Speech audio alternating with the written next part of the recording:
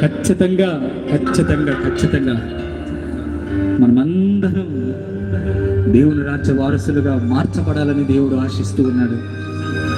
ఈరోజు నీ హృదయాన్ని తెరిచి దేవుని ముందు పరచు. పరిశుద్ధుడా, ప్రేమ కలిగిన తండ్రి, యుగములకు పూర్వమే జగత్ పునాది వేయబడక మునిపే మా పట్ల నీవు కలిగి ఉన్న గొప్ప ప్రేమకై మీకు స్తోత్రములు. నీ సంకల్పాలను మేము తృణీకరించకుండా నీ సంకల్పానికి స్పందించి నీ రాజ్య వారసులుగా మార్చబడుటకు నీవు కృప చూపించమని ఇప్పటి వరకు మీరున్నందుకు మీకు స్తోత్రములు. తదుపరి కార్యక్రమంలో మీరే నాయకుడిపై నడిపించి బలపరచమని యేసు నామములో వేడుతున్నాము తండ్రి, ఆమేన్. కూర్చుందాం. ఒక మాట చెప్తాను.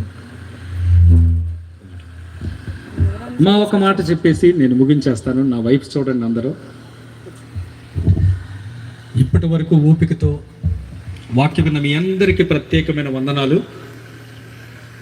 నా వైపు చూడండి. చాలామంది దైవ సేవకులు ఇక్కడికి వస్తారు. ప్రతి సంవత్సరం అయ్యగారు మీటింగ్లు పెడతారు. ఇక్కడికి వస్తారు, దేవుని వాక్యాన్ని బోధిస్తారు, వెళ్ళిపోతారు.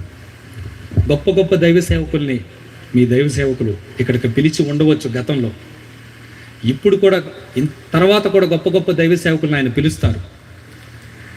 ఇక్కడికి ఎంతమంది దైవ సేవకులు వచ్చినా కూడా మీ దృష్టి ఎప్పుడు మీ దైవ సేవకుడి మీదే ఉండాలా. దేవునికి స్తోత్రం కలుగునగాక. ఆఖరికి పరలోకం నుంచి దేవదూత దిగి ఇక్కడ ప్రసంగించినా కానీ మీ దృష్టి ఆ దేవదూత మీద కాదు, మీ దేవదూత మీద మీ దృష్టి ఉంచాలా. దేవునికి స్తోత్రం. అపోస్తులైన పౌలు దిగొచ్చి దేవుని వాక్యాన్ని ఇక్కడ ప్రకటించినా కానీ అతని మీద కాదు దృష్టి ఉంచాల్సింది. మీ కొరకు, మీ ఆత్మలను రక్షించట కొరకు, మీ కొరకు భారంతో ప్రార్థన చేస్తున్న మీ పౌలు మీద మీ దృష్టిని ఉంచాలా. దేవునికి స్తోత్రం. దైవ సేవకులకు సహకరించండి. దేవుడు మిమ్మల్ని, మీ కుటుంబాన్ని దీవించి ఆశీర్వదించును గాక. ఇప్పటి వరకు వాక్యం విన్నందుకు మీకు ఇంత గొప్ప అవకాశం ఇచ్చిన దైవ సేవకులకి ప్రత్యేకమైన వందనాలు. నన్ను ఇక్కడికి ఆహ్వానించిన తమ్ముడు కార్తిక్కి, వారి కుటుంబ సభ్యులందరికీ కూడా ప్రత్యేకమైన వందనాలు. దైవజనులు కూడా ప్రత్యేకమైన వందనాలండి. Thank you.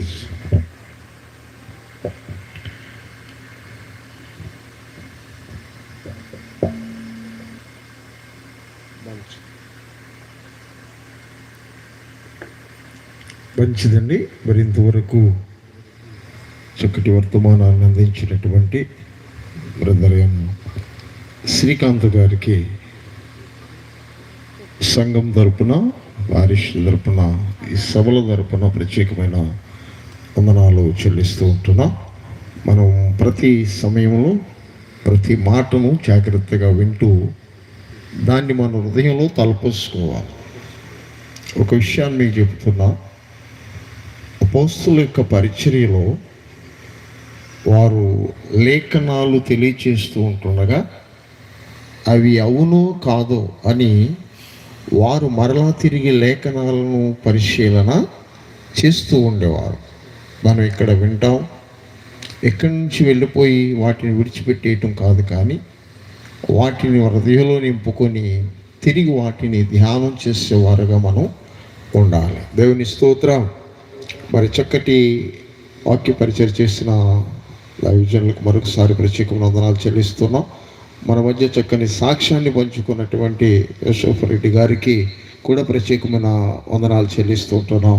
మరి సమయమందు రేపటి పరిచర్య కొరకు తెలియజేస్తూ ఉంటున్నాం.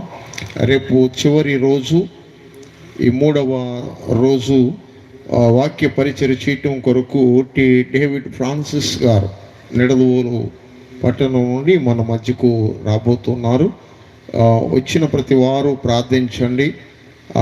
రేపు మరలా ఈ స్థలానికి దేవుని దాసులు మంచి గంభీరమైన వర్తమానం ప్రకటించులాగున, దేవుని యొక్క ఆత్మతో పరిచర్యలు వారు నడిపించబడలాగున మనందరం ప్రార్థన చేద్దాం. దాని కొరకు మనం చెప్పిన విషయాన్ని మర్చిపోకూడదని ప్రభుపేట తెలియజేస్తూ ఉంటున్నాం. అలాగే నిక్స్ బాబు గారు రేపటి దినమున సాక్ష్యాన్ని పంచుకుంటారు. ఈరోజు ఒక సాక్ష్యాన్ని విన్నాం.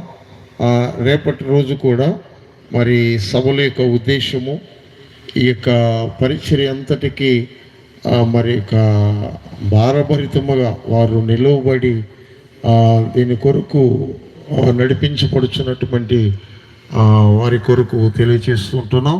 మరి రేపు